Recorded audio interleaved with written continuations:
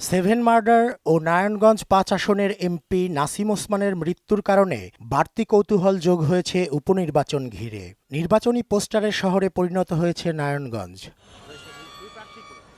এই আসনে মোট ভোটার সংখ্যা ৩,৪২,০০০ আর কেন্দ্রের সংখ্যা ১৪৮টি। বুধবারের এই নির্বাচনে ভোটাররা প্রাধান্য দিচ্ছেন সন্ত্রাস নির্মূল ইস্যুকে।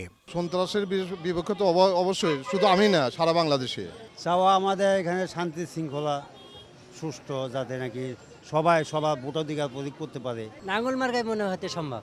নির্বাচনে বিজয়ী হলে বেকারত্ব দূর করার প্রতি বিশেষ নজর দেবেন সেলিম ওসমান। আর স্বতন্ত্র প্রার্থী এস.এম. আকরামের দৃষ্টি নারায়ণগঞ্জবাসীর সামগ্রিক জীবনমানের উন্নয়ন। অভিনব পন্থা আমরা ভোটারদের কাছ থেকে তাদের জাতীয় পরিচয়পত্র সংগ্রহ করেছে কর্মীরা, জাতীয় পার্টি কর্মীরা, নাঙ্গল মার্কার সমর্থক কর্মীরা, এবং সেটা ফটোকপি করে রেখেছে। অরিজিনালটা ফেরত দেওয়ার সময় তাদেরকে নগদ অর্থ প্রদান করা। ওসমান পরিবারের সদস্য, এটা আপনার জন্য কি পজিটিভ হবে না নেগেটিভ হবে, এটা আপনি কি মনে করেন?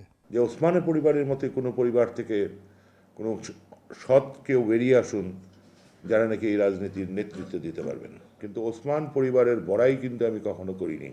নারায়ণগঞ্জের আলোচিত সেভেন মার্ডারের ফলে সন্ত্রাস ইস্যুকে প্রাধান্য দিচ্ছেন এখানকার ভোটাররা।